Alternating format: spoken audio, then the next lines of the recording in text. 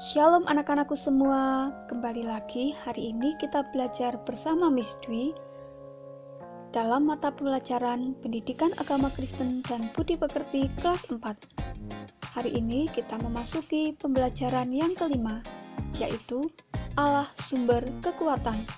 Sebelumnya, mari kita berdoa terlebih dahulu. Bapa, di dalam nama Tuhan Yesus Kristus, dimuliakanlah dan dikuduskanlah namamu. Kami bersyukur untuk kebaikan yang Engkau nyatakan bagi kami semua. Tuhan, berkatilah kami jika sebentar kami akan belajar. Engkau yang membimbing dan menolong kami. Di dalam nama Tuhan Yesus Kristus, kami berdoa dan mengucap syukur. Amin. Anak-anak, manusia seringkali melakukan pelanggaran. Tetapi karena Tuhan Maha Kasih dan Maha Pengampun, Dia selalu mengampuni setiap dosa kita, asal kita mau bertobat dan memohon pengampunan dosa. Tuhan memberikan kekuasaan kepada manusia. Namun, Tuhan akan marah jika kekuasaan yang dimiliki manusia disalahgunakan untuk menindas orang-orang yang lemah dan tidak berdaya. Allah mengutus Nabi Mika untuk memberitakan tentang kasih Tuhan. Tuhan marah tetapi juga menyelamatkan. Mika singkatan dari Mikaya yang berarti siapakah seperti Yahweh. Ayah Mika bernama Yimla.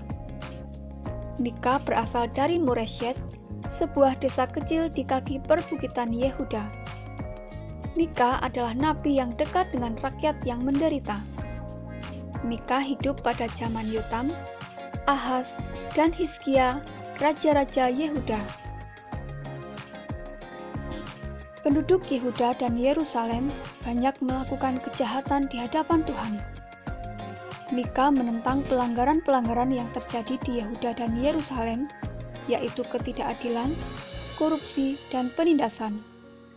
Selain itu, para pemimpin memperkaya diri sendiri, sedangkan rakyat biasa dan orang miskin menjadi korban keserakahan mereka. Para penguasa memanfaatkan wibawa dan kekuasaannya untuk merampas dan memojokkan orang miskin.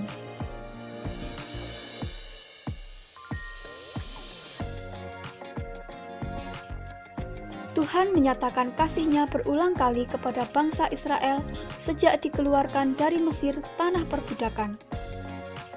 Walau mereka membawa korban persembahan, tetapi hatinya dipenuhi kejahatan dan tipu muslihat. Oleh sebab itu, Mika mengingatkan bangsa Israel bahwa penghakiman atau hukuman akan tiba dan mereka yang bertobat akan diampuni.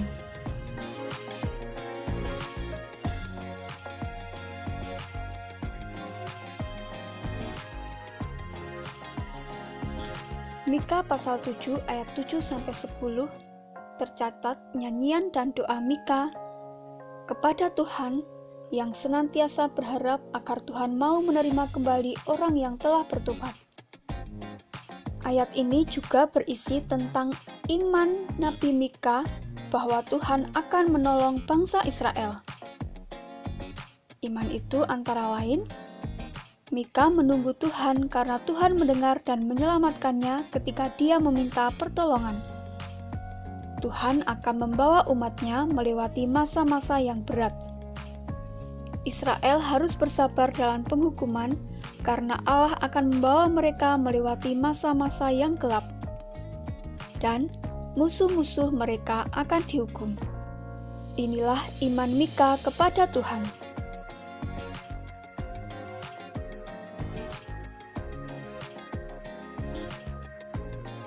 Nabi Mika menyadari bahwa tugasnya sangat berat, namun ia percaya akan pertolongan Tuhan sebagai kekuatannya. Kisah ini mengingatkan kita akan kelemahan dan dosa-dosa yang kita perbuat yang menandakan keterbatasan kita. Kita sering lupa akan kasih Tuhan yang sangat besar atas hidup kita. Seharusnya kita syukuri dengan hidup berkenan kepada Tuhan dan melakukan kehendak-Nya. Anak-anak, marilah kita belajar hidup untuk menyenangkan hati Tuhan. Kita harus menggunakan kekuasaan yang kita miliki untuk menolong orang lain dan bukan untuk menindas mereka yang lemah. Baik anak-anak, sampai di sini pembelajaran kita hari ini. Mari kita akhiri kegiatan dengan doa. Bapa di surga, terima kasih untuk setiap pertolongan dan bimbingan-Mu di dalam kami belajar. Kami mau belajar untuk menuruti dan mentaati perintah-Mu. Terima kasih Tuhan, di dalam nama Tuhan Yesus Kristus, kami berdoa, haleluya, amin. Sampai jumpa lagi anak-anak di video pembelajaran selanjutnya. Shalom.